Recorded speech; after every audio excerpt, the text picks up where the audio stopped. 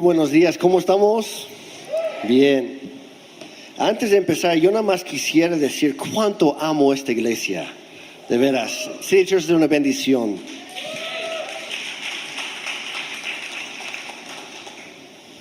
Pues como decía ahorita el pastor Daniel, a mí me toca compartir hoy, y no solamente hoy, sino vamos a iniciar una nueva serie el día de hoy que se llama No Me Adapto. Ahorita les voy a explicar por qué.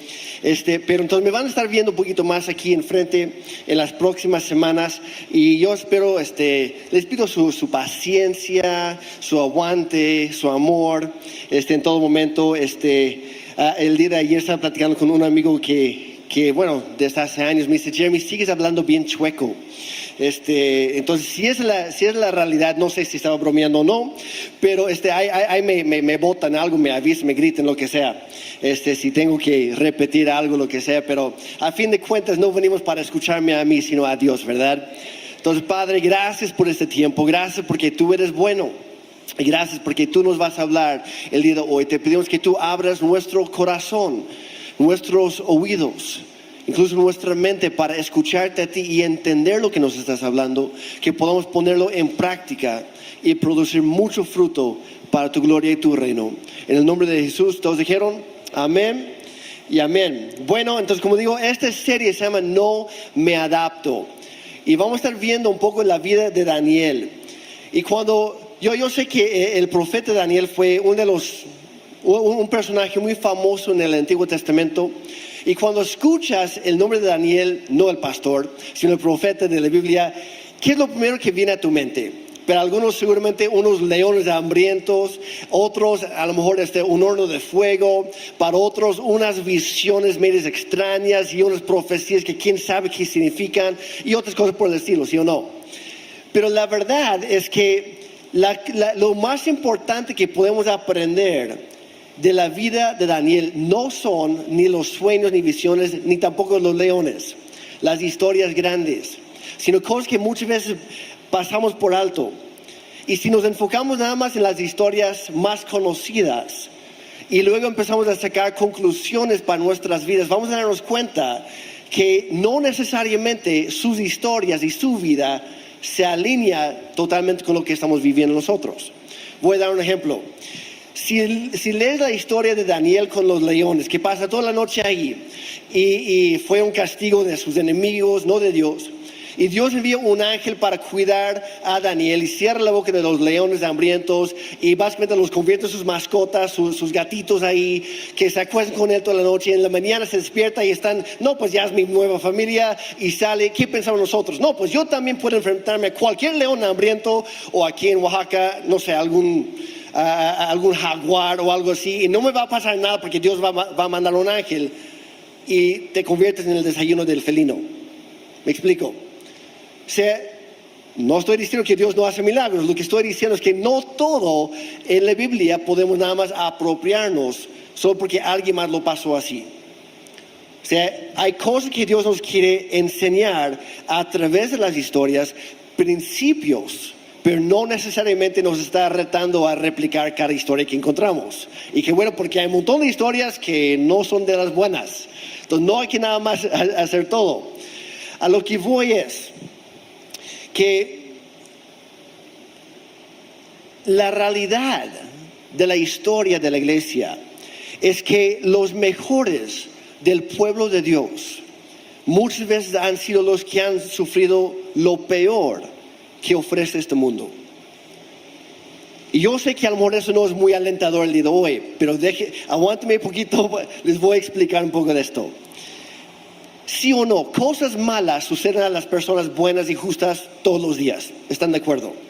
Y uno de los mayores reclamos del ser humano es: ¿por qué sucede eso?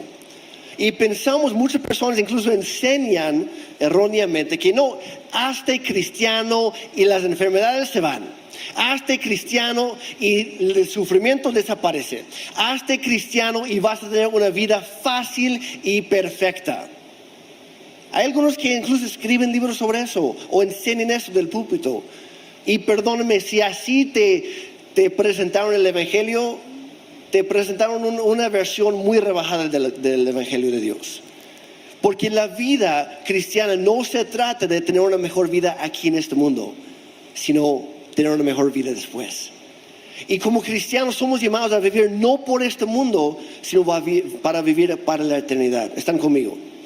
Entonces, cuando estudiamos diferentes historias, como por ejemplo Daniel, hay muchos principios que podemos aprender para vivir no solo para este, sino también el otro. Pero vivir de tal manera en este mundo para poder llevar a tantas personas como podamos al reino de los cielos. ¿Está bien? Ok. Y regresando, ¿por qué hay tanta maldad? ¿Por qué hay tanto sufrimiento? Mira, no es de sorprender. La Biblia misma empieza. Después del pecado de Adán y Eva, que es la siguiente historia que se cuenta. No algo glorioso, sino un hermano malvado, envidioso, ataca y mata a su hermano temeroso de Dios. ¿Y quién es el que sufrió? ¿El malvado o el justo? El justo. Hebreos 11, el capítulo de la fe que amamos en la Biblia, empieza con una lista muy buena y larga de varios personajes, tanto hombres como mujeres de Dios, de fe, de las muchas cosas que hicieron, que lograron, que fue increíble. Ahí está, aparece Moisés, Abraham, y muchos otros. Algunos que ves la lista como, ¿por qué Chihuahua puso a esa persona ahí? Como Sansón y otros. Pero ahí están. Pero después de esa lista de nombres, hay otra lista que aparece que no lleva nombres. Nada más lleva una lista de lo que hicieron. Y esos no son los héroes de la fe que queremos hacer, que queremos ser o imitar muchas veces. Pero menciona el otro tipo de héroes. Dice, aquellos que fueron torturados, golpeados, apedreados, asesinados por varios diferentes métodos. Habla de los que fueron arrestados, encarcelados, exiliados y forzados a vivir en la pobreza. Cuando dijeron, Señor, cuente conmigo. Heme aquí, envíame a mí, escógeme a mí. No, ¿verdad? No nos gusta esa parte, pero ahí está. Los cristianos que a lo largo de la historia han tenido que huir por sus vidas porque han estado siendo perseguidos por su fe. Y eran grandes hombres y mujeres de Dios. Y quiero que entendamos esto. Cuando habla de esas personas en Hebreos, no les pasaron esas cosas horribles porque eran una bola de perdedores espirituales. Les pasaron esas cosas malas porque Dios tenía algo mejor para ellos después. Y nada más aquí va entre paréntesis. Hay una corona especial en el cielo, reservada para aquellos que incluso dan su vida para el Señor. De hecho, el más grande sacrificio que tú y yo podemos hacer, y esperamos que no pase, ¿verdad? Pero es vivir cada día para Cristo y si es necesario también morir por Él. Así como Él murió por nosotros. Y si estamos preparados para eso, todo lo demás, dijeron por ahí, es lo de menos. Si estamos preparados para lo peor, cuando venga lo que sea, ni nos afecta. Pero si estamos anhelando una vida fácil, si estamos esperando una vida regalada al ser cristianos, entonces cualquier sufrimiento, cualquier dificultad, cualquier enfermedad, cualquier circunstancia difícil nos tumba. Y Dios quiere que seamos firmes en la fe, que seamos fuertes. Entonces de eso se trata esta serie. Porque Dios, así como escogió a ellos, a esos héroes de la fe, acompañarlos en medio de las dificultades en lugar de rescatarlos de ellas, es algo que probablemente va a pasar a nosotros también. Es más, Jesús enseñó, prometió a sus discípulos y a nosotros. Dice, en este mundo tendrán pruebas y tribulaciones, dificultades. Dice, lo tendrán. Vivimos en un mundo caído. No porque Dios sea malo, sino porque el pecado es malo y produce maldades en nuestro mundo. Y así es, nos afecta a todos. Pero, y Jesús también experimentó esas cosas, esas luchas, esas tentaciones, esos ataques, ese dolor, ese sufrimiento. Los apóstoles lo experimentaron. Es más, en la iglesia primitiva era algo ya dado por sentado que iban a sufrir por su fe. que iban a pasar por las pruebas literales de fuego. No, pues es lo que nos espera, pero nos espera algo mejor después. Y estaban preparados para eso, y era algo tan normal para ellos que Pedro escribió su primera carta, capítulo 4, versículos 12 a 16. No lo vamos a leer ahorita porque es largo, pero te invito a leerlo. De hecho está en el app de la Biblia y en los apuntes. Pero él dijo: no se sorprendan, no se tumban, no se dejen caer, no se dejen mover cuando tenemos que sufrir por la fe, por nuestro Señor. Es más, en lugar de que les sorprenda, que les saque de onda, cuéntenlo como una bendición, dice. Como una bendición. Porque al hacerlo, estamos siendo más como Cristo. Y Dios está preparándonos para algo más grande, algo mejor. Ahora, quiero aclarar, antes de seguir, que de ninguna manera estoy diciendo que Dios no puede o que no quiere rescatarte, que no quiere ayudarte, que no quiere sanarte. No, al contrario, sí quiere y sí lo hará. Lo que quiero recalcar es que si Dios te pide que aguantes un poquito, que estemos preparados para eso. Porque todos los días sufrimos algo y no es razón para abandonar la fe, es razón para concretarnos, para afirmarnos en nuestra fe. Porque a fin de cuentas nuestra liberación total del pecado, de la maldad, del sufrimiento, no va a suceder en este mundo, sino en el que viene. Y si nos enfocamos, si nos preparamos para ello, lo demás es lo de menos. Y lo más importante de la vida de Daniel es el ejemplo increíble que él nos da de cómo sobresalir y cómo prosperar en lugar de solo sobrevivir y solo aguantar en este mundo. Dios no nos ha llamado a eso. Y Daniel lo hizo incluso en el lugar, en el ambiente más hostil y contrario a las convicciones bíblicas que te puedes imaginar. Él vivía en Babilonia. Y yo sé que vivimos en una sociedad actual que va perdiendo su brújula moral, que va perdiendo sus valores. Muchas cosas están cambiando y hay una presión para amoldarnos o adaptarnos a nuestra cultura. Pero Dios en su palabra nos dice en Romanos 12:2, dice: no se adapten. Digan conmigo: no me adapto. Perfecto, dice: no se adapten a este mundo, sino transfórmense mediante la renovación de su mente para que verifiquen cuál es la voluntad de Dios, lo que es bueno y aceptable y perfecto. En otra versión, en Dios habla hoy, dice: cambien su forma de pensar para que así cambie su forma de vivir. Y Daniel logró hacer esto. Como digo, en condiciones muy contrarias. Y lo hizo de tal manera, con tanta integridad, con tanta fe, que reyes, pobres y naciones enteras, imperios, reconocieran el esplendor y gloria de Dios. Y a eso hemos sido llamados tú y yo. Entonces la pregunta es: ¿cómo lo logró? Es lo que vamos a estar viendo. Obviamente la mano soberana de Dios estaba sobre Daniel en todo momento. Obviamente era un hombre de gran fe y oración. Pero también vemos, cuando estudiamos su vida, observamos que él vivía una vida marcada por tres cualidades que hoy en día son más y menos comunes. Y son las siguientes, por si quieres anotarlo. Vamos a estar explorando esas cualidades en las próximas semanas. Son la esperanza bíblica, la humildad y la sabiduría. La esperanza, la humildad y la sabiduría. Y estas características le ayudaron a Daniel a sobresalir en su cultura, a ser valiente. Le dieron credibilidad, le dieron una perspectiva correcta. Y Dios la usó para colocarlo a él en posiciones de influencia, a tal grado que él podía cambiar la cultura desde adentro. ¿Están conmigo? ¿Cuántos no queremos eso? Yo sí quiero eso. Dios nos ha llamado, es por esa razón, por si no sabían, es la razón que Dios no te lleva al cielo en el momento que te haces cristiano o cristiana.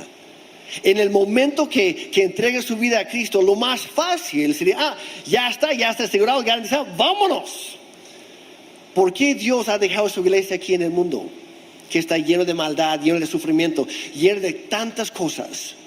Para que la iglesia sea la fuente de esperanza para un mundo desesperado. A eso hemos sido llamados. Y si nos adaptamos o si nos amoldamos a la cultura que nos rodea, no vamos a cambiar nada. Hay que vivir diferente. Hay que cambiar la cosa desde dentro. Pero antes de indagar demasiado en la vida de Daniel y en los principios que nos van a ayudar a cambiar nuestra cultura, primero hay que entender su cultura un poquito más. Esto va a ser muy breve. Pero Daniel creció en Judá, un pueblo escogido por Dios, pero cuyo corazón estaba muy alejado de Dios. Es más, en la iglesia, por decirlo así, en el templo, los mismos sacerdotes ya no enseñaban las escrituras, enseñaban tradiciones humanas, tradiciones basadas en la Biblia, pero no enseñaban la Biblia en sí. Y Daniel creció sin tener mucho conocimiento de las escrituras.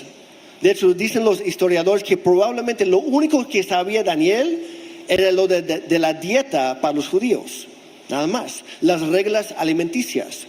No conocía lo demás, no entendía lo demás. Es lo único que sabía. Y así todo el pueblo. Y vez tras vez, aunque Dios había mandado a sus profetas para hablarles al pueblo de Israel, arrepiéntanse, cambien su forma de vivir, honren a Dios, regresen a Dios. Dios los ama, los quiere perdonar, los quiere sanar, pero ustedes tienen que dar un paso también. Y no querían. Y vez tras vez el pueblo de Israel y de Judá rechazaban a Dios. Y llegó al punto que se acumuló tanto su pecado que Dios tuvo que intervenir por su propio bien y castigarlos. Y el juicio, tanto para el pueblo de Israel como de Judá, fue el exilio. Y ahora quiero aclarar algo. Dios no es un enojón temperamental, ¿ok?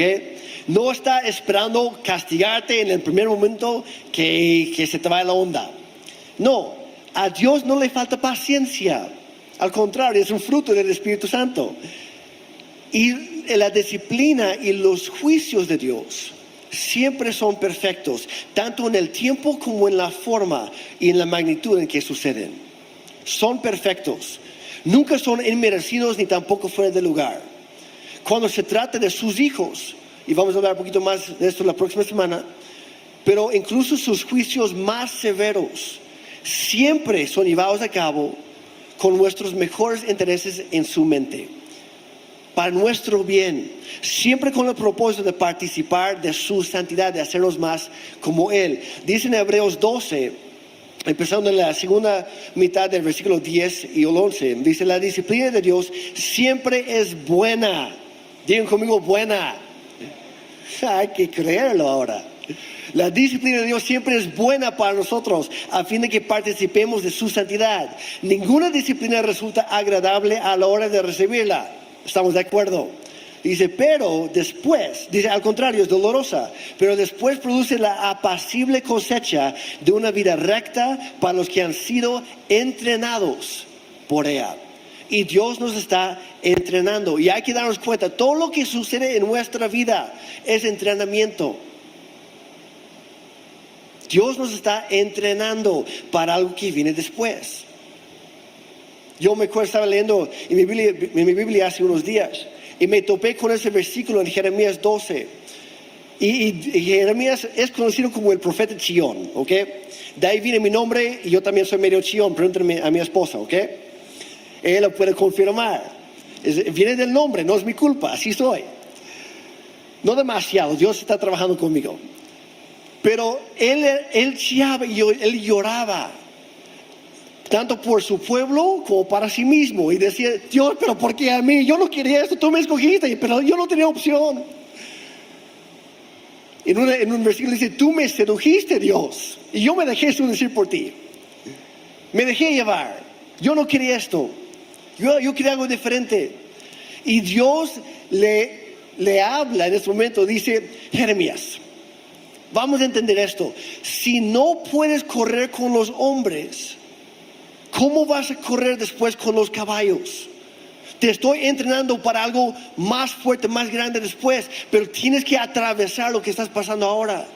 Dice, si te cansas corriendo en la llanura, donde está plano, ¿cómo Chihuahua vas a correr? Donde hay matorrales y subidas y bajadas y hay resistencia. Dios nos está entrenando para algo que viene después. No hay que darnos por vencidos. Y eso es lo que Dios estaba haciendo con el pueblo de Daniel. Pero desafortunadamente para Daniel y sus amigos, ellos estaban atrapados en medio de todo esto. No fueron los culpables, pero sí estaban pasando junto con los demás todo esto. Pero ellos nunca se quejaron y nunca se rendieron ante la desesperación. Entendieron un principio sumamente importante, y si lo único que te recuerdas el día de hoy es esta frase, perfecto. Es más, va a estar en las pantallas. Entendieron esto: Dios está en control de quienes están en control. Dios es el Rey Supremo. Significa que los gobiernos que pasan, las economías que cambian, las enfermedades que vengan o lo que sea, Dios sigue estando en control. Y nuestra esperanza no está en nuestras circunstancias. No es un mejor mañana. Nuestra esperanza está en lo que Jesús prometió. Pero yo estaré con ustedes hasta los fines de los tiempos, hasta el fin del mundo. Nuestra esperanza es que no estamos solos. Y pase lo que pase, Él está en control y Él está con nosotros. Y de hecho así empieza el libro de Daniel. Vamos a verlo. Desde el versículo 1 dice: durante el tercer año del reinado de Joacim, rey de Judá, llegó a Jerusalén el rey Nabucodonosor de Babilonia y la sitió. Versículo 2: el Señor le dio la victoria sobre el rey Joacim de Judá y le permitió llevarse algunos de los objetos sagrados del templo de Dios. Así que Nabucodonosor se los llevó a Babilonia y los puso en la casa del tesoro del templo de su Dios. Algo horrible, pero ¿qué dice? El Señor es quien dio la victoria. Y ahora quiero aclarar, Jeremías no escribió esto en el momento, lo escribió ya después, ya cuando había pasado años. Él aprendió esto y entendió este principio, que Dios está en control. Y Daniel claramente vio la mano de Dios en todo lo que sucedía. Y era la base de su esperanza, de su humildad y de su sabiduría. Tenía un profundo entendimiento de la soberanía de Dios, incluso en medio de tanta maldad. Ahora, ¿qué es la soberanía de Dios? Dios no nos controla, al contrario, tenemos muchísima libertad. Tenemos la libertad para escoger si vivimos dentro de la voluntad de Dios o fuera de su voluntad. La decisión es nuestra y por lo tanto solamente nosotros somos los responsables de nuestras acciones. No se vale echar la culpa a Dios por lo que hacemos nosotros, por lo que provocamos nosotros. ¿Cuántos no hemos hecho esto? Tomamos una mala decisión, sea en cuanto al dinero, a las relaciones con la esposa, el esposo, con los hijos, lo que sea. Y cuando nosotros solitos metemos la pata, que es lo primero que hacemos: Dios, ¿por qué no me amas? ¿Por qué me dejas pasar? ¿Sí o no? Y echamos la culpa a Dios por algo que nosotros hemos provocado. No se vale. La soberanía de Dios simplemente significa que en el gran esquema de las cosas no hay accidentes, no hay coincidencias. Dijera por ahí, hay diosidencias. Porque Dios usa todo lo que sucede para nuestro bien. Y a fin de cuentas sus planes no serán frustrados. Él los va a hacer. Lo que Él ha prometido lo va a cumplir. Tal vez se tarde más de lo que esperamos, pero Él lo va a hacer. Tal vez no va a ser de la manera que quisiéramos, pero Él lo va a hacer. Él nunca se sorprende. Nada le agarra en curva.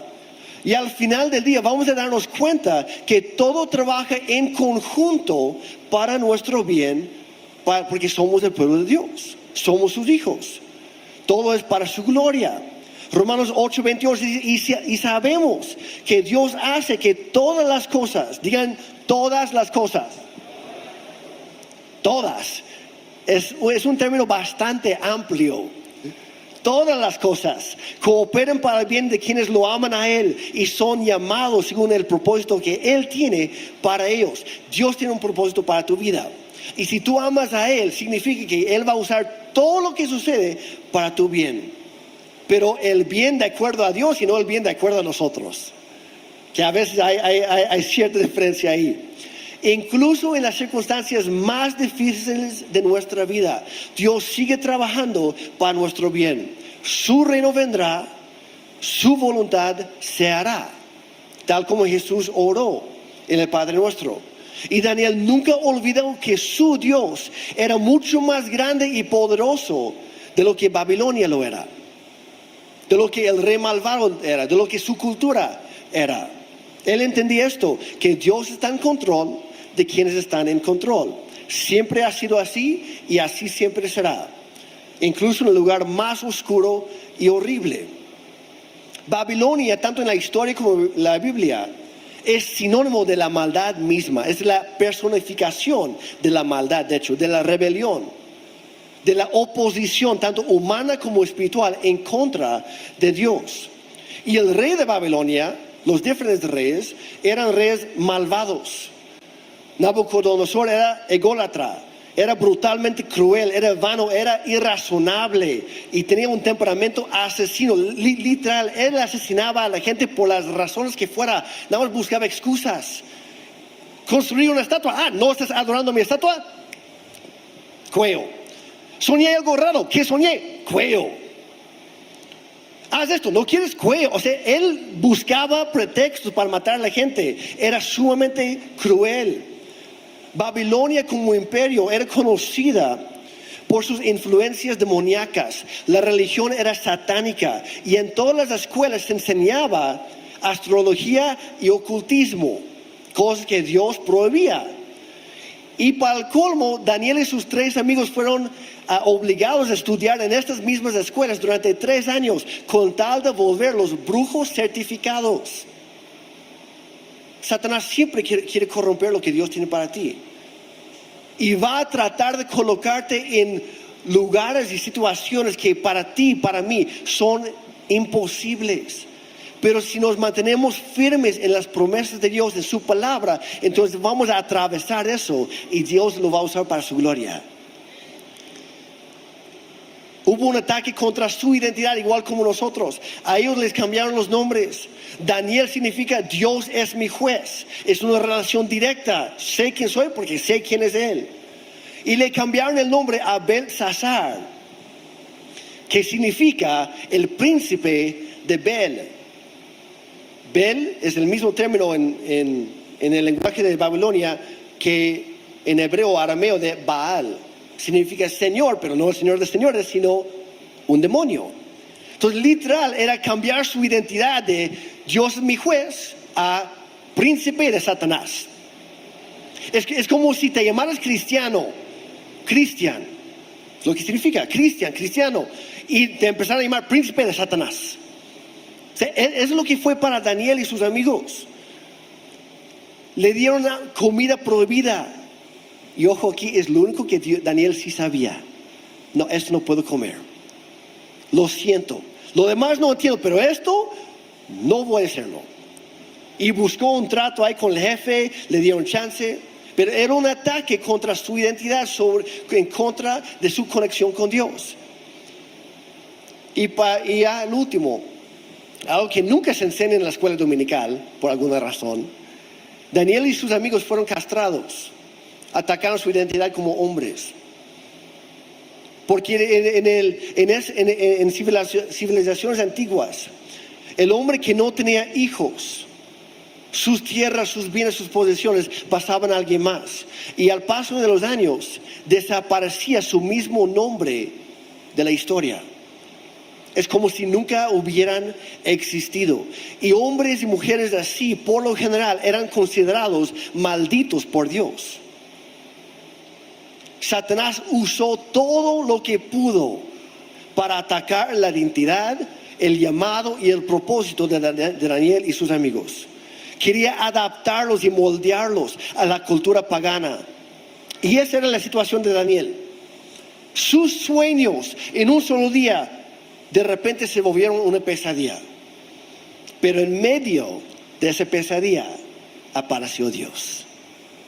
Y Dios le dio a Daniel un plan y un camino a seguir. Y al seguirlo, Daniel empezó a brillar donde menos esperaba, en medio de la oscuridad más densa. En Babilonia misma. Todo porque él se rehusó a adaptarse, a moldearse. Y lo hizo con esperanza, humildad y sabiduría. Y lo mismo quiere Dios que tú y yo hagamos todos los días. Donde Él nos ha plantado. Gracias a Dios no vivimos en Babilonia. Ni en la Babilonia del Antiguo Testamento, ni tampoco en la Babilonia del Apocalipsis, ¿verdad? No vivimos ahí. Y mencionó el contexto ahí para darnos cuenta que, pues sí vivimos en un lugar malo, pero no tan malo como ellos. Y si ellos lograron influenciar su cultura para Dios, nosotros podemos hacerlo para Cristo, ¿sí o no? Hay que prepararnos para eso, hay que entrenarnos para eso, porque no se trata de huir o aislarnos de la cultura que nos rodea. No se trata de meternos en una burbuja cristiana, que no hablo con nadie que no sea cristiano, que no tenga interacción con nadie más, que no veo, no escucho, no hago. No se trata de aislarnos, porque si tú te aíslas, nunca vas a influenciar a nadie. Nunca vas a ganar a nadie por Cristo. Nunca vas a cambiar nada en este mundo. Y obviamente no se trata del otro extremo de ser absorbidos por nuestra cultura, sino de transformarla desde adentro con la luz de Cristo. Y eso es lo que vamos a ver en esta serie. Hoy fue nada más la introducción. Pero todo comienza con un cambio de perspectiva. De cambiar, tener una nueva manera de pensar. Y de ver la vida, ver las personas, ver este mundo con los ojos de Dios, no con ojos temerosos humanos. Significa que empezamos a confiar en Dios, venga lo que venga. Y esto es lo que voy a decir por el día de hoy. Si les interesa, regresen la próxima semana o se conectan la próxima semana en línea. Vamos a ir indagando en estos, vamos a ir explorando esos principios: la esperanza, la humildad y la sabiduría. Como Dios quiere formarlos en tu vida y en mi vida para cambiar generaciones y naciones para Cristo. ¿Están conmigo? Pónganse de pie, por favor, si es que pueden. Y vamos a terminar orando. Porque yo sé que es muy fácil hablar de estas cosas y muy difícil vivirlas a veces. Es muy fácil leer versículos tan claras, tan directas en la Biblia, que dice, por ejemplo, no se afanen, no se preocupen. Pero cuando viene algo, ¿qué es lo primero que hacemos? Nos preocupamos. ¿Qué es la preocupación? Es confiar más en el problema que en Dios. Así de sencillo. Pero estamos tan acostumbrados a hacer cosas a nuestra manera. Y por eso dice Romanos, hay que cambiar nuestra forma de pensar. Y así solito va a cambiar nuestra forma de vivir. A veces queremos invertirlo y cambiar lo externo primero. A Dios le interesa el cambio interno, la transformación aquí adentro. Y de ahí va a salir el cambio para afuera. Entonces yo te invito a ponerte a cuentas con Dios. Tal vez es algo que ni siquiera hemos mencionado el día de hoy. Pero tú sabes cuál ha sido tu lucha. ¿Cuál ha sido tu batalla? Aquello que se ha parado ahí, tu gigante, y no se ha movido, y te ha tratado de tumbar. Tal vez te ha tumbado varias veces, pero hay libertad en Cristo, hay victoria en Él. Así que Padre Santo, Dios, reconocemos que te necesitamos. Nos has llamado a cambiar nuestra cultura, a cambiar nuestro mundo por ti. Y sí, lo hemos intentado muchas veces. A veces nos desesperamos, a veces nos cansamos, a veces tiramos la toalla. Pero hoy, Señor, también reconocemos que nos estás invitando nuevamente a hacer un cambio en nuestra vida.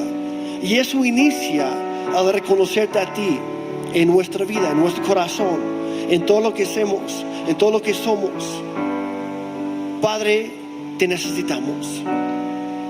Si nunca lo has hecho antes, yo te invito a hacer esta oración conmigo. Padre, perdóname. Yo necesito un nuevo inicio, un borrón en limpio. Dios, cámbiame, perdóname, hazme nuevo en Cristo. Yo decido hoy dejar atrás la persona que antes fui con tu ayuda. Yo creo que enviaste a tu Hijo Jesucristo a venir a este mundo, a vivir una vida perfecta y morir como un criminal en mi lugar, para así pagar el precio de mis pecados. Así que, Padre, por el sacrificio de Cristo, perdóname. Hoy yo recibo ese perdón, esa salvación, esa nueva vida. Y si tú moriste por mí, entonces yo viviré por ti. Pero tú resucitaste al tercer día y así me das a mí también nueva vida. Gracias, Padre, por este regalo de salvación. Y para los demás, Señor, yo te necesito todos los días. Ayúdame a cambiar mi cultura, a ser transformado por tu palabra. Cambia mi mente, cambia mi manera de pensar y ayúdame a cambiar mi manera de vivir, para que en todo momento yo te dé gloria a ti y que los demás me vean algo diferente y sean inspirados al ver mi vida a acercarse a ti. Ayúdame a hablar en el momento oportuno de tu amor, de tu perdón, de tu salvación y esperanza. Pero Dios, ayúdame a vivirlo primero. Yo quiero experimentarlo. Así como cantamos hace rato, Dios, yo te invito a que vengas a mi vida. Cámbiame, hazme nuevo y ayúdame cada día a vivir por ti. En el nombre de Jesucristo.